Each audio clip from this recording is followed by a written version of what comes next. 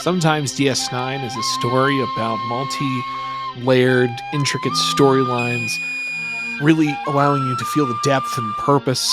And other times, the best thing happening is that two people play space racquetball here on V'ger Please, a vile visit to Bajor. My name is Joseph. Welcome to Ohio's most popular gas station and travel center review podcast, where occasionally Star Trek jokes are made. I'm your co-host, Peter. Peter, this episode is going to air weeks after the fact. That you've thrashed our listener base with your vitriol and unchecked animosity. But people see how black your heart really is and yes, wear us off forever. That hasn't yet actually happened. So what I'm saying is, contemporaneous to our in the present where we are recording, which happens to be on this date, January 23rd. We call that past tense, currently unpunished for your actions. We are still some hours away from the release of Star Trek Section 31, and tomorrow evening is when there will be a group therapy section in the Discord about it, which it seems to be will be very well attended, except not by you, of course. And the reviews are out for this movie, and I am very excited about what we're going to see in that really dark way. One's excited to see traumatic things happen. You know, like it's like industrial accidents for you, Peter. This is my industrial accident. You know, I'm going to get to watch the Halifax explosion real live. Well, this is an industry. It's a movie industry. And can you think of any other, because this is essentially direct to VHS, right? That this is a new version. Can you think of anything else in recent time that has come out streaming only that has represented this big of a potential black eye for a major property? No, I really think this might. I'm kind of excited because it very well may be the bottom in a way that makes manifest change happen. Like if this movie, it got a 2 from IGN, which is notoriously willing to shill pretty hard for things that are quote unquote on message, and it got a 2. And if it's as bad as some of these early reviews are quite specifically saying, I have a hope that it could be bad enough that Skydance pulls the plug on all of it. Like, no more of this. We have now torched enough money. This is garbage. You're making garbage. You paid millions upon millions of dollars to Michelle Yeoh to be in garbage, and this is over. Like, I've renewed optimism that I'm going to see something so terrible that I can actually see the final end of the torture of the thing I love so much. IGN giving it a bad score is important because this isn't, Red Shirts Must Die or these dedicated Trek outlets that have canon specific standards, and people have watched these shows and listened to podcasts, the shit that you and I are doing.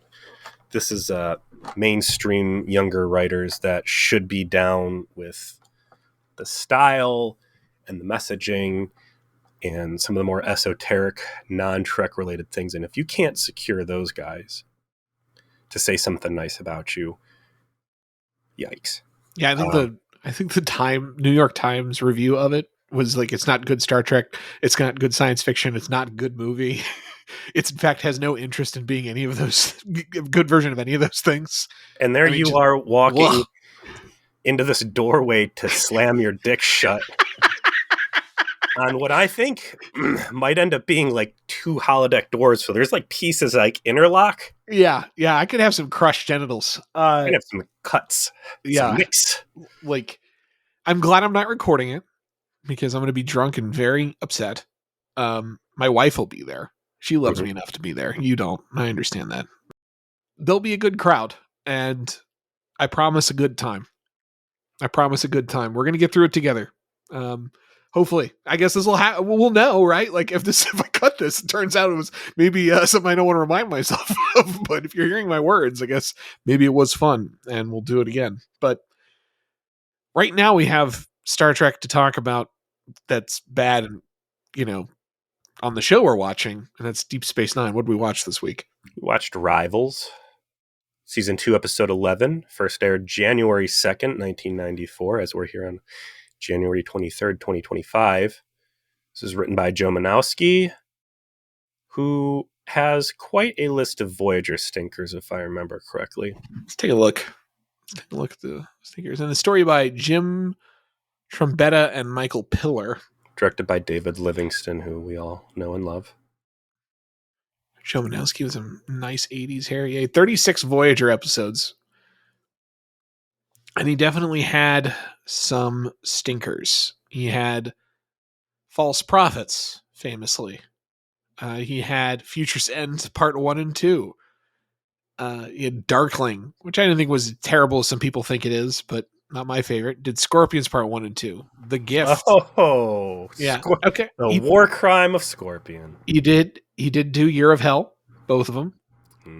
I'm not saying he's the worst. I'm just saying, and he did to be fair, Flight, so maybe he is. he's got some war crimes, some real 1159. 1159 is on this list. I just personally lived through myself as I returned home from Milwaukee and a stop in the mid-January windswept hell of somewhere Indiana. Yeah. You experienced an 1159, yeah. To say, hey, somebody had, a couple bad episodes out of Voyager, like anybody who wrote for Voyager is going to have a handful plus of bad episodes. It's a handful plus of bad episodes TV show. So I felt some of those Voyager vibes here for sure. Yeah. I would my best way to describe this is, how sometimes you like put a pizza in the oven and it comes out a little too early and the dough's not quite cooked all the way through and it's kind of a sloppy mess. This is a pizza that didn't even have the fucking cheese melt before they took it out of the oven. There's like 4 ideas that someone came up with. It's what it felt like. There's like 4 distinct ideas. There's a con man who's an Elarian. Okay, idea number 1. That con man is going to have a rivalry with Quark. Okay, that's idea number 2. There's going to be some weird probability machine thing that is going to be the MacGuffin they got to deal with. Okay, idea 3. And Bashir and O'Brien are going to play space racquetball. That's it. Like, okay, we've got 4 ideas. What are we going to do with them? They never figured it out. They shot this fucking thing and they never figured it out. Like this episode meanders through its existence, is completely unable to explain itself in a meaningful fashion. It like kind of goes from scene to scene, and then it ends. It ends with gunfire for no particular reason. If you're going to shoot guns to murder the DNA backup of a super space villain, the guy who could like inject himself into people through his fingernails. Oh, yeah. Super Space Mangala, yes. Then they can shoot gambling machines. I mean, I'm not saying shooting them was the wrong answer. They just didn't very well explain themselves. They just started shooting them. This was, I thought, a perfectly serviceable episode. Really? This is the worst episode of the show I've watched so far, as far as I'm concerned. Absolutely not. I found myself thoroughly entertained moving through this thing. Nothing happened that was groundbreaking, but there was a lot of good character exploration, seeing Quark shaken off his game and not able to operate as a clear apex criminal because there was someone else around that could give him a run for his money. Using different vectors. All the Bashir and Julian racquetball stuff was great, and it's that is the part of the episode I liked. I'll agree with you on that specific point. The probability mechanics kind of hokey, but it causing hijinks around the station, I thought was, a nice little laugh here and there. And that was 0.4. No, I mean, you covered it. He's an Elarian. He's an Elarian con man. The overall theme I thought of this episode is that Deep Space Nine is out to make everybody into a shitbag, and I love that they grabbed an Elarian, who, to be fair, per generations, we already know that they've got some rotten apples. It's true. They're not all...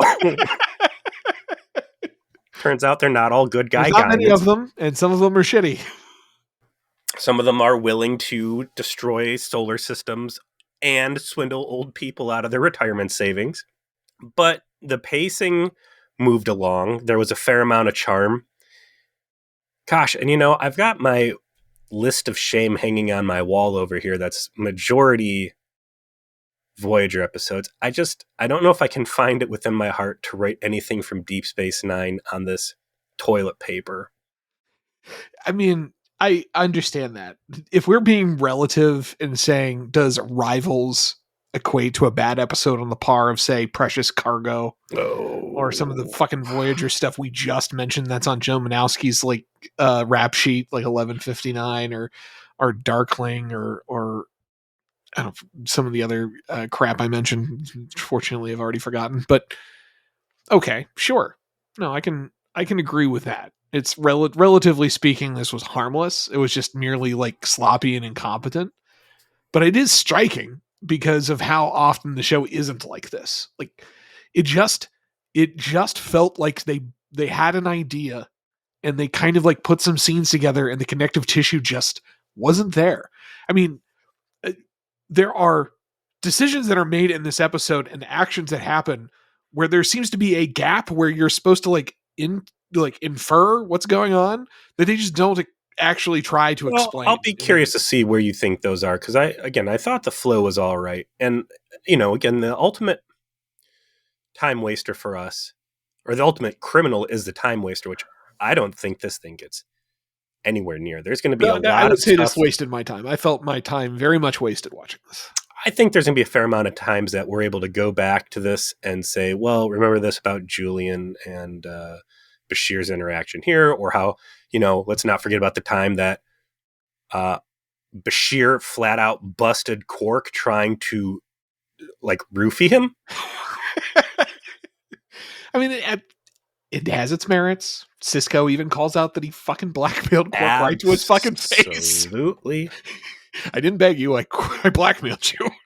Mm-hmm.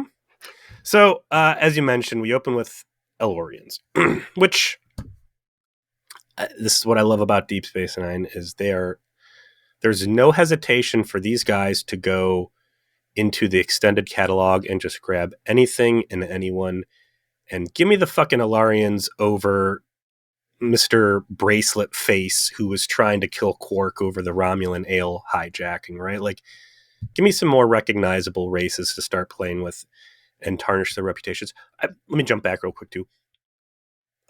Overall, what's interesting about this episode is it does not feel like a traditional Deep Space Nine episode, not even like really season 1.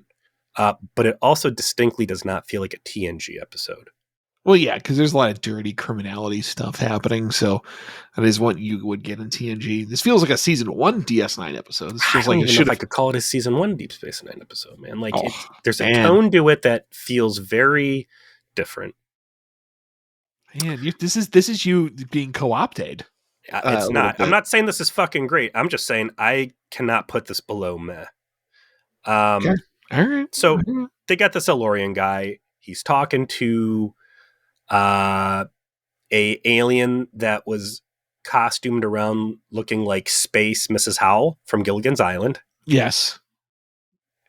And she's telling a story about how she misses her husband and she's been putting gold pressed latinum away, but it's not going to support her lifestyle. And she's got this great opportunity, blah, blah, blah, blah, blah. And the dude's sitting there and she's just opening up and gushing about how she can't believe she's telling him everything. And at first I figure, all right, well, this guy is a regular old Devani Ral over here, right? This is a telepath who's abusing his powers to con somebody. And of course, Odo shows up. And I think it's a good look for Odo that, this is the kind of shit that this guy's having to get involved in. He might not be actively involved in the policing of people who are openly threatening murder. No, it's not illegal. But geriatric abuse is on his radar. Felony murder, not so much. Elder abuse, not okay. Yeah.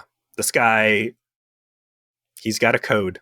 And I don't know if I could really accurately paint the picture of what that code is, but you don't fuck with the financially vulnerable around this guy.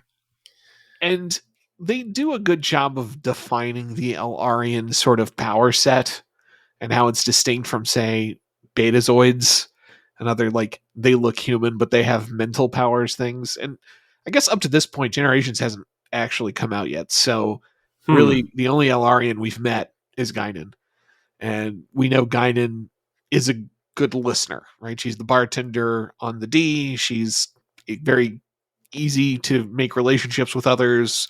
She seems to have some sort of supernatural powers or special powers. Q reacts to her in a negative way. You don't, but she's very mysterious in that fashion. We also know she's extremely old. She's hundreds of years old. Okay. So this better defines it to say that Elarians are amazing listeners, and that means that people just open up to them. They trust them, then they want to invite them into conversation and into their lives in a way that it goes beyond what you would expect from someone normally. And it's a very subtle difference than, say, telepathy. They're not reading someone's mind. They're not, influencing them with some sort of direct power. They're essentially supernaturally charismatic. That's relatively well laid out. And of course, a guy like that probably becomes a con artist. I love it. It seems like it's just a passive ability to socially lubricate scenes around you and allow you to explore these conversations. And I don't think that's anything else I've really seen in other sci-fi properties before. And I think that's a great line to take with it, especially with the amount of integrity that Guinan brought into her role in the wisdom. And kind of like this Garrick personality trait where she doesn't inject her own opinion, but she guides conversations. So people arrive at conclusions that they're not seeing. And then you got the flip side, which is this guy who's ruthless and happy to exploit it and take money from people. And he's not malicious. The people that he ends up getting arrested over and dragged off to the brig. Do they call it the brig or do they call it something else? Lockup?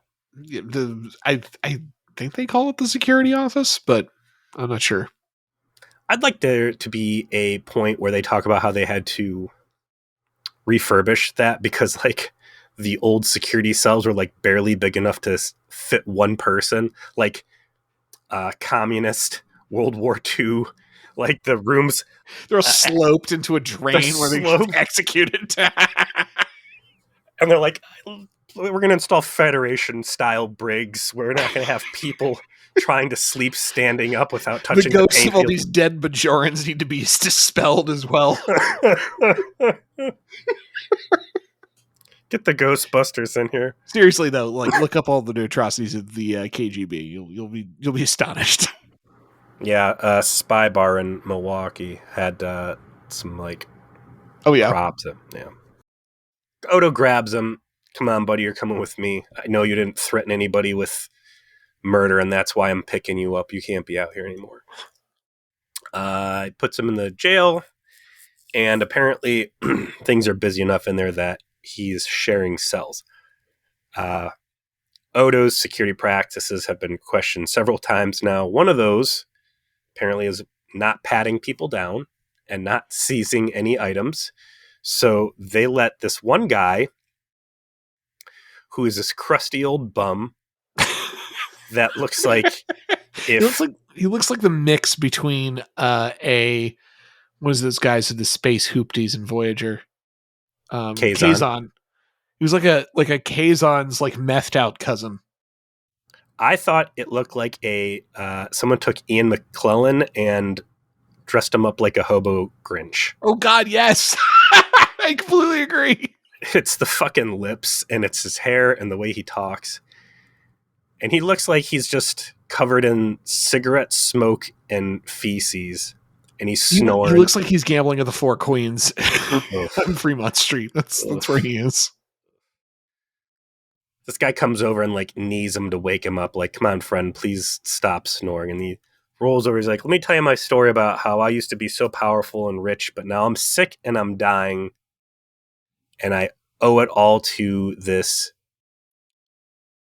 very clearly 1990s toy that they went to Toys R Us and bought and spray painted purple. I don't know if this thing used to be like a Bop It or Simon Says or some sort of like Or dice some rolling. props guy who's like, I'm just going to put some lights in a plastic thing and then then paint it. Like someone just made this fucking thing, I'm sure. Someone brought that home or brought that from home. They stole it from their kids because they forgot to make a prop for work and they just needed something that could light up. And here's the hardest part of the episode for me. What's this guy's name? The Elorian. Martus. Yeah, it's I'm Martus. He shows, he's like, oh no, my whole life destroyed by this, but I always lose. And he makes it go and it loses. And then he makes it go again and it wins. And he goes, oh, I won. And while looking at this weird alien device that nobody's ever seen before and has no idea what the origin of, he seemingly dies. And I go, oh my gosh, what's this plot going to be? Is this a device that steals people's souls and like takes their luck and like saps their life essence? Or if they do win, it grants them ecstasy but kills them in the process and takes their life force or whatever? I don't know. And clearly that's not going to be the plot line, because immediately this motherfucker takes this thing out of this dead guy's hands that just seemingly was murdered by a win. And what's he do, Joe? He starts using it. What? He's not a Starfleet officer. He doesn't know the rules. He's just some con man. You know, he doesn't understand that this kind of device is the sort of thing that space careers are cut short by every day. You know, he's like, he doesn't know. He wasn't there for the episode of TNG where the video game made your brain melt. You know, where if you put the mask on, you become possessed by whatever. He wasn't around for old style firearms where you look down the barrel and pull the trigger, it kills you. Right. Like, buddy, what do you think's happening with this thing? So he steals it off the guy, and then he calls for the guard to come over. Nobody bothers to review video logs or anything and sees him just ridiculous sloppy Odo shit. Hey, you're the one defending this episode. I am not.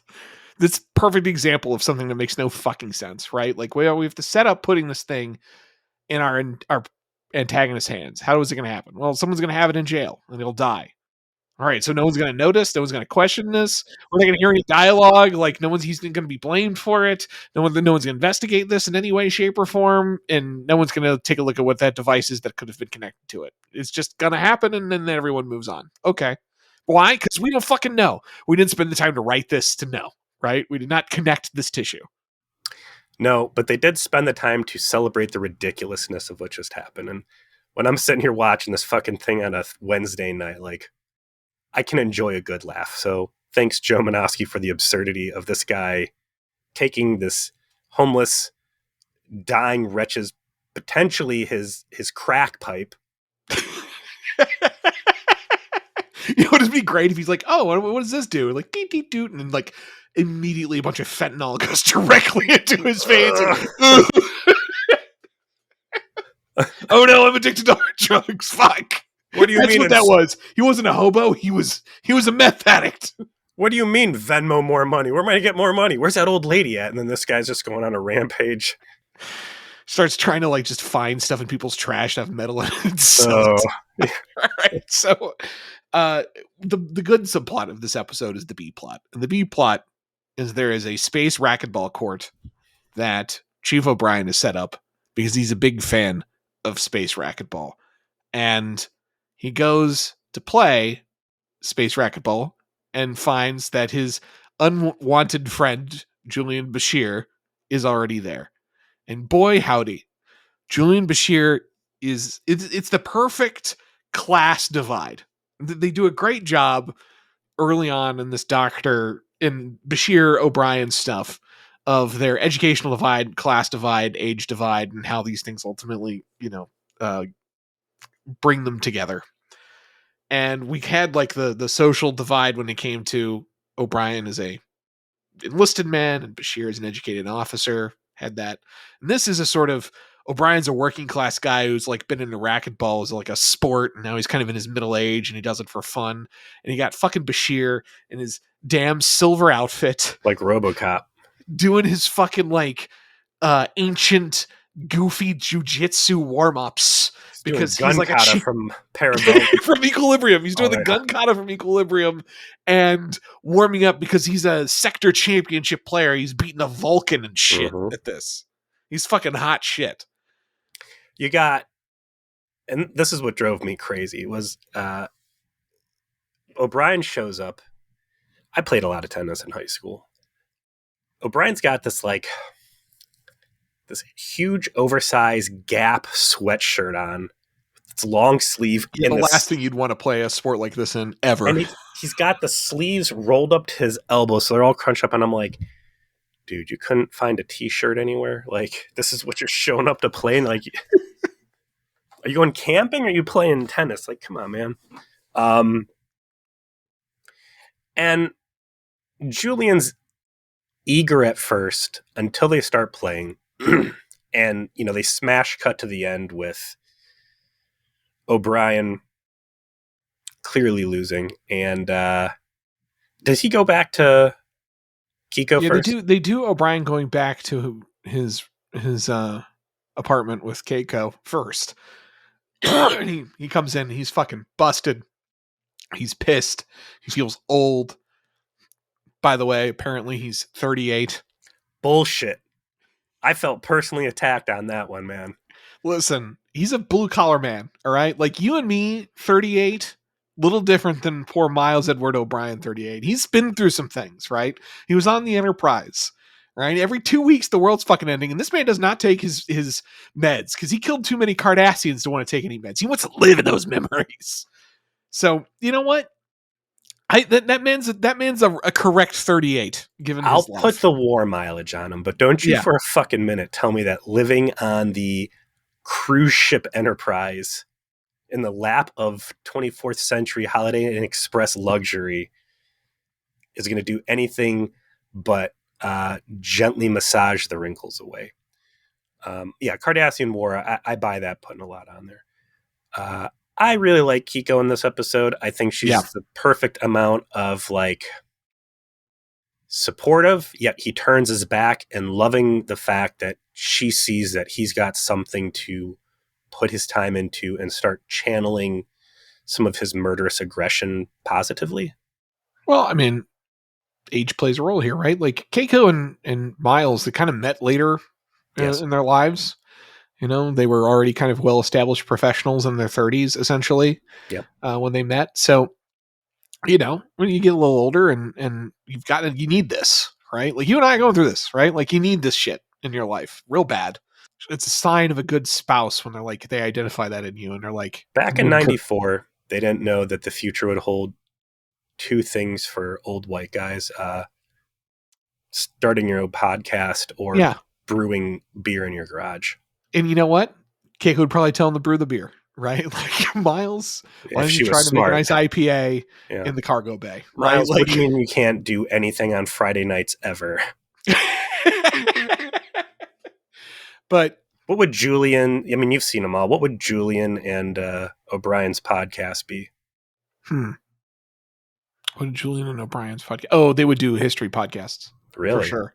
All right. History battles for 100%. They do if they're going to say that they're going to start using holodecks to go fucking warlarp, that's badass. Yes, they do. Yes. Yes. Yes, they do. All the time. Different LARPs. But yes. That's fun. See, and that's good on whoever the fuck has the common sense to be like, people aren't going to be in there doing, well, I guess Barkley wasn't really in there for the period piece so much as banging all of the crew members, but I agree with you. It's like Keiko enters the story here briefly, but she's supportive. And then at the end, when Miles is getting ready to go his final match against Bashir, and he sees this is how I'm gonna do it. He's putting his fucking shirt on. Oh, they have him shirtless too. Call me shirtless is so I can identify with. Not a golden god from Enterprise, very normal looking guy. He's more Floxy, but listen, he's much more like Phlox. Mm-hmm. He's like putting on his gear and he's getting ready. He's like staring into the mirror, like, this is how I'm gonna fucking get this guy. I'm gonna get him here, and I'm gonna hit the ball here, and if he serves again, I'm gonna do this. And like Keiko's like, and when you get back, I'm gonna fuck you no matter what. Don't worry, we're banging when we're over. When you're over. By the way, here is some fucking bonsai headband thing I got for you, and I'm gonna send you on your way with a little kiss and a fucking tug of your balls. Let's get out of here. Oh, sex. I thought they were going to have an ice cream social, but I guess you could be right. It's just, Deep Space Nine is not any. Is anything. It's not chaste. The fucking happens on this station. Don't discount the power of an ice cream night when you got kids in the house. Okay, fair enough, Father. I completely understand. And then, yeah, on the side of that is that Dax is talking to Bashir in the Replomat and is like, I had to call my assistant to call me away because he kept wanting to play and I kept whooping his ass and I thought I was going to give him a heart attack. Yeah, he's not bragging. Like, he feels bad about it. Yeah, genuine concern. He emotes genuine appreciation and respect for O'Brien, which I thought that their friendship had come along a fair amount up to this point. And they scale it back a little bit, just to get the jokes in on this one. But it, from the beginning, has been Bashir pursuing a friendship with O'Brien and O'Brien being reluctant about getting cozy with an officer, right? Correct. So all this stuff tracks great. The concern that Bashir shows is good. And this is a nice episode to give Bashir some nice compassion because a lot of times he's painted as a little bit of an oblivious prick. Yeah, this time he's a little more socially aware and genuinely like the chief's a good guy and I understand where this is going and I don't want it to go there, and they even have like a relatively brief scene in the middle of the episode where he is clearly throwing it and O'Brien just picks up on it and is like, I don't want your fucking charity. And that's the second dirty trick he had to play because the first match, O'Brien's racket broke. He made him stick around while he goes replicates a new one, and he called his nurse at medbay and was like, yeah, call back in 6 minutes with a medical emergency so I can get out of this fucking thing and I don't, this guy doesn't keel over dead next to me. That is the racquetball subplot. It's, in my opinion, really the only reason to watch the episode because it gives you that Miles and Julian mileage to enjoy. The rest of this episode is about I don't know, some sort of vaguely described gambling scheme because our con artist gets out of jail because the people he most recently conned decide not to sue him, and he decides to take this meth device that he got from jail and try and sell it to Quark. Reactor. Yeah, like here, Quark, take this thing. It seems dangerous and possibly criminal. I'll sell it to you. And then Quark tries to buy it. And then he decides, you know what? You want it too much. I'm going to keep it. And then that leads to him opening his own bar with giant versions of it because he sees it as a gambling device. Like, again, no connective tissue. He gets to the bar. He does know it's a gambling device, but no, he's intuitive. No one ever tells him that. I thought that Ian McClellan, Grinch McClellan told him. No. I'm not willing to rewatch this episode, but I think you're wrong. He doesn't ever say it's a gambling device. The guy who originally owns it. Ian McKellen doesn't say it's a gambling device. The con artist says it's a gambling device. And then that's just what he goes with from that point forward. Now we know it kind of is, and that it's a probability altering device, can be interpreted to be a gambling device. But it's not something that the original owner actually ends up calling it. Well, I like his exchange with Quark initially. I like Quark quoting the rule of acquisition and basically game respecting game. Like, I don't trust you because you got nicer clothes than me. You're full of shit. I know all about you. And I'm going to hold you at arm's length. And here, I'll buy this thing off you because it piques my interest. And then he doubles it. And the guy's like, I want 10 times that amount. And Quark's line there, what do you say? He basically says, like, no fucking way. But he's like, Not in this space-time continuum, buddy. Which good Star Trek absolutely in-character response. Again, what does Federation news look like? How much of the Enterprise's nonsense adventures get published to open public consumption, where people may be forced to come to terms with like ridiculous truths that would make you question everything? I mean, certainly I think Federation Prozac could survive these heavy discussions, but fun to see that kind of verbiage getting used. So Mazur or Mario, whatever his name is, his game plan is, I'm going to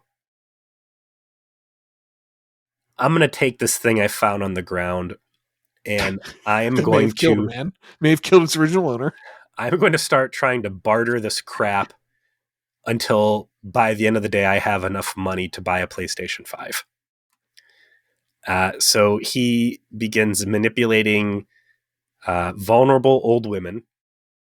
And that's the moral of the story here that I'm learning on Deep Space Nine, is that is it impossible for a Bajoran woman to be a successful business owner on her own, and every Bajoran woman who is earning money must be working with their husband, whether you are Cardassian collaborators with a chemical shop, or this other lady who's selling rocks, or the lady who wants to be a mining company, or anything else. Your husband needed to be there, and you had to be very happy, and then they're dead. Well, for Bajorans, it makes sense because they're such a sort of family-oriented religious species. They would kind of... Or maybe Deep Space Nine is Bajor's like newest happening singles bar for cougars. Yeah, or Bajoran widows. So probably a lot of them, considering how many truck bombs went off on Azeroth. Zach really screwed up the economy with that fertilizer. But so she's got some doodads shop, and he's like, "Hey, let's turn this into a new gambling den with a really annoying entrance that looks like you're walking into a laser tag place." And she's like, "That's great, honey. Let's do it." Right. Again, lack of connective tissue. Why does this suddenly work? I don't need the connective tissue, though. Like, the guy is able to have his way with vulnerable women. Okay. I mean, it strains my ability to accept the suspension of disbelief, which is pretty. Excuse me, I'm sorry. Let me go back to last episode so I could see what the fuck we just watched that we accepted without issue.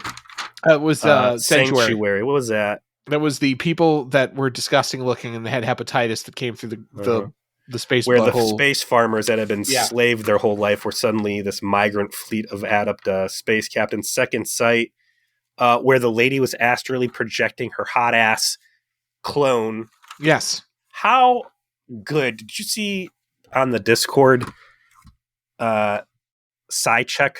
Oh yeah. Richard Kiley spared no expense. Blew your fucking mind. Shout out, dude. You've after all the times that Peter has mentioned how much he loves Jurassic Park, that was what a 10 Christmas out of 10 gif. Yeah. Wonderful. I can accept the fact that a con man can turn a convenience store on a gas station into a little slot machine den. Hey, listen, I will accept that, the kind of shady, shitty truck stop that we are running here on Deep Space Nine would have slot machines in it. So that much I liked Quark bitching about that. He's got anchor rights. He does. And I like that Cisco said, yeah, you signed that deal with the Cardassians, so I look like a fucking Cardassian to you. Like, it's because you bribed these fucking guys. I mean, I care. Like, who's in charge of, like, is that a Cisco call, you think, or that's a Kira and Reese? Because Kira would absolutely be like, yes, please compete with Quark, make his life suck. It's a Cisco call. I mean, he is the manager of this space flying J, and he's telling Quark, like, yeah, well, Subway's like, you can't let Jimmy John's in here. I'm operating.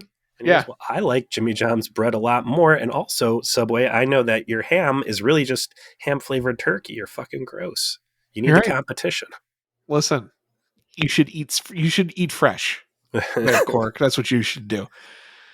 And then he follows up with, "You begged me to stay." He's like, "Yeah, actually, I bribed you. I blackmailed you. Your nephew was going to go to jail." So, I didn't beg you. I blackmailed you. Just full admission. I love it. What did we used to harp on, like Enterprise and Voyager about?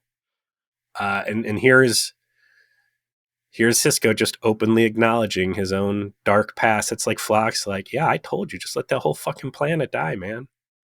I did. That was me. I encouraged your genocide. no, I mean, it's like Cisco keeps it real. I mean, that is what he does. He would be the guy to tell Quark, "Yeah, no, I blackmailed you, you motherfucker. Don't act like I was there. I was there and you were there. So don't lie to me." By the Everybody way, was giving me a high five. it worked out for you too, you fuck. You've gotten paid off huge. How many crimes have you committed on the station I've ignored? A lot. All right. You're on cooldown right now. You still have a chest wound. Shut the fuck up. Maybe there being a rival criminal organization, you might end up getting shot less. I like that Mario steals his brother. Yes, he does. By offering to treat him well. Another strong strike against his brother being a weaselly little piece of shit. Like, this disloyal motherfucker. Trying to murder Quark. Trying to, like, maybe steal his stuff by breaking into his safe. Fucking up his sweet deal with the Nagus and all the money that would have came off the Dominion contract because of hell. And so Mario is running this place, and he's got his giant... Even Beto Dabo girls? Yeah. He's got his giant blinky device up there, and he is just, he's doing his thing, making things happen. And, he's proposing to the fucking widow that runs the storefront that he's turned into a gambling den, and trying to seal his new deal in terms of his whole con artist ways. Meanwhile, his luck is being proven to be ridiculously good. Does he just have good luck, or did that device somehow imbue him with a string of really good luck at the cost? Well, that's the implication, is that the devices, as we will start to see, are directly impacting probability of good or bad things happening to people on the station. And that those probabilities can shift as well. You can have good luck for a while, and then suddenly it can be bad luck. We see this mostly through two methods. One, the actual fortunes of the racquetball playing of Bashir and O'Brien at the end. And two, basically Dax and Kira talking to each other, at first having good luck doing things like finding programs buried in the computer that Dax has been trying to find, to fucking Kira's computer blowing up and then her tripping and falling and like spraining her ankle. Just no particular reason. So we see things shift, like, and then all of a sudden Kira comes back and is like, "Actually, I'm not hurt at all. Turns out I was lucky in how I fell and I didn't hurt my ankle." And all of these things start pointing towards something happening that's outside the norm. And of course, Dax ultimately investigates that something is interfering with probability. So, I mean, that lends credence to, like, when you're saying there's not enough connective tissues, granted, it's a hokey bridge, but if he spun that device, it landed on a win right after the win that killed the guy, which it's a very dark message. That guy, it's like winning was dying for him. On his luckiest avenue, the sweet release of death was better than prolonged existence. And then he spun it, and it's like, you get good luck too. And then he's on this hot shit streak where he's just, with minimal effort, creating this criminal enterprise to completely dwarf Quark's, which is why Quark's getting pissed. He's like, how's this guy just ice skating through all these hoops? And like, ducking his new wife, seeing him like basically trying to motorboat the Dabo girl and all this other ridiculous stuff while everything's going his way. And then, yeah, the implication that if some people are getting more good luck than they are deserved, that creates a deficit on other people who then start having comical problems. While they're talking about all of the ridiculous problems and injuries flooding the station, Cisco says there are reports of people walking into turbo lifts before the doors open. which sounds like bumping your head on the door, but when we know what the inside of the turbo lift looks like, where there's no safety. Yeah. Some legs got broken. Some people might have been cut in half. Some it's not people's good. faces are just cheese grated off because they touched a wall moving 200 miles an hour or whatever. Dr. Bashir, if you would please come to surgery. Facial reconstruction. Morn has turned his thumb-looking face into, I don't know. Still a thumb? A manicured thumb? Like a much better-looking thumb? A bloody thumb? Ugh. Okay. Like, I hit it with a hammer. Fuck. All right. Tell O'Brien to get those safety rails up, please. So, as the adventure continues, there isn't terribly much to talk about that is of genuine detail. To talk about is the hook that Quark uses to get his bar back on track. He finds out about this rivalry between Bashir and O'Brien. Yeah. And the cockamamie belief that anyone could possibly give two shits about two humans playing sports. Right. Two amateur humans playing space racquetball. Now, if these guys are in an MMA match and there's some blood, I believe that this would be very popular on Deep Space Nine. Yeah, everyone would be paying money to watch Julian Bashir get his ass kicked by Miles O'Brien. Are you kidding me? Swap out racquetball for Ken Bujitsu or whatever. Or Parisi squares. Like, I swear that Call Meany like turned up the Irish a little bit, by the way, in his dialogue, particularly when he's talking with Keiko. You can kind of hear it, like, back in my day, and I heard that lilt in his voice. Like, I could see him, like, all right, bare knuckle brawling in the bar. Illegal fighting. Yeah. But racquetball, nah. But somehow, through luck, he gets everybody to give two shit about an old guy going at it with a ninja. And he goes, you guys need to do it because look at this. I got these priests to show up and I told them that they're going to get a chunk of the winnings and we're going to buy blankets for the orphans. I want to go back down to the strife on the planet's surface of Bajor. Yes. Where they don't have power, despite the new power mining facility. Where they're dealing with a famine despite Federation replicators all over the place. Yep.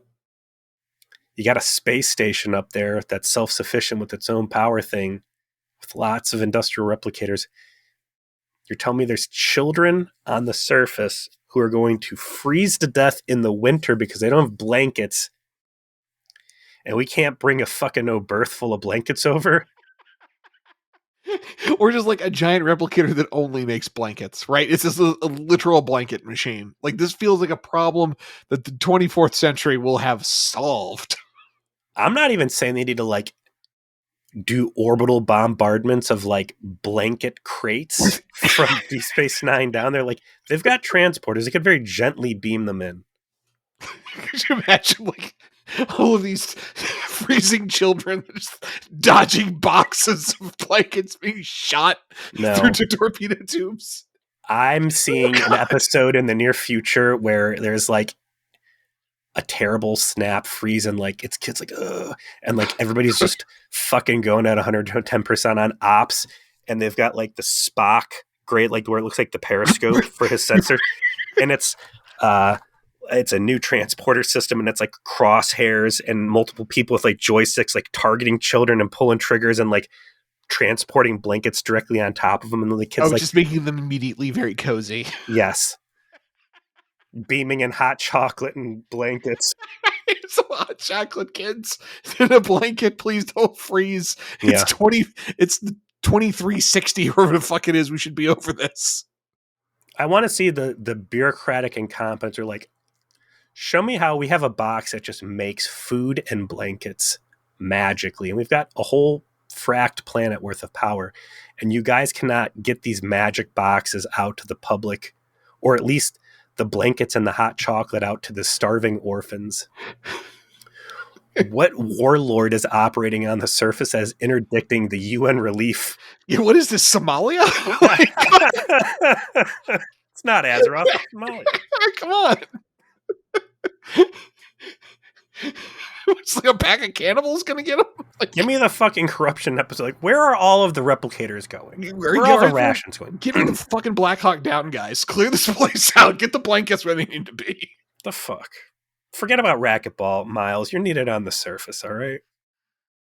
Are the Prophet's tears like vaporizing Federation aid to try and like, keep the spiritual struggle real until the Prophet can How about that's an idea? It's very Jewish in terms of spirituality. I love suffering. I mean, the whole Old Testament is basically one story after another about going through terrible things for your faith. So maybe the storyteller's using his smoke monster to interdict relief shipments. Well, we know he's a murderer. He's an attempted murderer at a minimum. So yeah, him preventing children from getting blankets seems minor in comparison to how he tried to knife O'Brien in the back. Maybe, as the storyteller has shown us, there are con men who have made very comfortable lives for themselves on the surface of Azeroth by alleviating hardships. And as Federation post-scarcity technology has threatened to undo their way of life, they have had to take extreme measures to deprive their flocks of these Federation gifts and keep duress up. And because religion is the only thing that bound the Bajoran people together, they are kind of willing to endure that because it's a cultural institution that they don't want to be without. So change will have to be gradual. Yes, that would be a great plot point to actually make all of this not completely stupid. It's a shame they didn't use that. Please, Shaman, tell me why we can't take this extension cord to power all our wash machines and that hot water heater? No, it's the devil. Trust us. So the prophets would not want that. Okay. I didn't consider that. Thank you. Forgive my ignorance. So our con man's luck starts to turn. He, gets caught getting friendly with the Dabo girl in front of the widower he was trying to charm. He gets kicked out of his new gambling den, and Quark is getting positive attention on setting up this racquetball match for money, for charity, and himself. And as you noted, he tries to even fix the match by doping Julian Bashir in advance, which he catches him on and then does nothing about. What do you think Odo would have done to Quark if he found out he tried to poison the guy who's responsible for keeping everybody alive on the station? I think he would have done something like, say, Quark! Oh, you're going in the special dungeon tonight, Quark. You're going to see what I'm going to turn into. He'd put him in the pokey for about 12 hours until Julian said, it's fine. The pokey is me, Quark. Shit that a Ferengi brings me for no reason. Yeah. But as we already said, they start their match. O'Brien's winning, but it's because he's absurdly lucky, and Bashir is so absurdly unlucky that he's almost winning despite himself. And O'Brien, being a head on the swivel type of guy, stops everything and says, I was served on the Enterprise. I know fucky space shit when I see it, and this is some fucky space shit. Call ops. We've got a fucking problem on our hands. Yep. And that's where finally shit comes together and they figure out what's going on.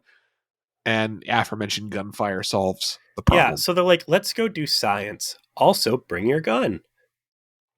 Yeah, they're strapped. You never see them strapped. But for some reason, they decided to get their service Glocks when they go to visit this dude's gambling den, just in time to be able to blow up his shit. Yeah, they're like, DEA raid. These are unlicensed. No, actually, I think it's ATF. We had a bunch of illegal gambling machines that some federal agency contracted us to destroy that they had seized. I want to say it was really? ATF. Whatever. Yeah. It's Starfleet in this case, man. And they showed up and they're just like, hey, we're here to shoot your fucking place up. Please stand to the side. No, don't shoot my replicated bullshit. And they're like, yeah. And the coda of this episode is that Martis thing, he ends up getting conned himself because the lady he was talking to at the beginning actually was a con artist, taking him for money for a fake mining concern that she was confessing about. Which I thought was fun, that she was spinning her bullshit under his spell and that he just completely got caught flat-footed. So, and I like how amused she is in the back as they talk about how she fucking got him so good. Yeah. It's a nice visual to end it on. I'll grant it's Deep Space Nine. Nobody ever kills anybody over anything petty. But that's it. I mean, I think I've made my position clear. You found a little bit more to it. You find it more meh. I found it bad. Found it very bad, in fact. Felt my time was wasted, but it's behind us now, Peter. What is ahead of us? The alternate. The picture appears to be someone who has activated a Stargate that transports you into a septic tank. I can confirm that is in fact kind of what a septic tank looks like. The Bajoran scientist who used to be Odo's teacher arrives with evidence of others of Odo's kind. Well, that sounds interesting. It is. This is the first time we're going to meet Odo's dad, I guess you'd call it. Not the last. And yeah, it's the start of kind of starting to talk about what Odo is and setting up for the future. So this will be a more interesting episode to watch. I'm on Memory Alpha right now. These banner ads on the side, they've got the Section 31 countdown. So in 1 hour, 31 minutes, and 39 seconds, you're going to have access to probably one of the worst Star Trek movies, if you can call it a Star Trek movie, that will ever be out there. So I'm looking at this photo of Michelle Yeoh in this promo image because I'm looking at the same thing you are. The purple jumpsuit in the purple chair. It's like Michelle Yeoh. You know, here's a little taste of the low powered stuff I'm going to say tomorrow. Like, I'm a huge fan of Michelle Yeoh. I have been since the 90s. We both worked at a movie theater in our formative years, and she was in 2 really big movies then. She was in Tomorrow Never Dies, and she was in Crouching Tiger, Hidden Dragon, and she's fucking great in both of those. She is amazing. She has a good fight scene in the Bond movie. She is probably some of the best action sequences ever put to film in Crouching Tiger. Like, the sword fight with Zhang Ziyi is like a seminal classic in Kung Fu movie history. And, not someone I would say is an A+ dramatic actor, but she's no Garrett Wang. I mean, I thought she had a lot of charm. And I wish she was in more things. And I see her in this outfit, like trying to do this whole like seductive dragon lady shit in her 60s, and I'm like, what the fuck are you doing? What are you being forced to do? No, it's not what you're forced to do. It's the money she's getting paid. She got like $14 million fucking dollars. And then they're forcing her to do that with the money that she's taking. The tagline on this, if what I'm seeing here, it's hard because it's a purple font on purple font. I think it says "Move over, Nemesis." What does that mean? Well, if you're in Discord tomorrow, you're gonna fucking find out.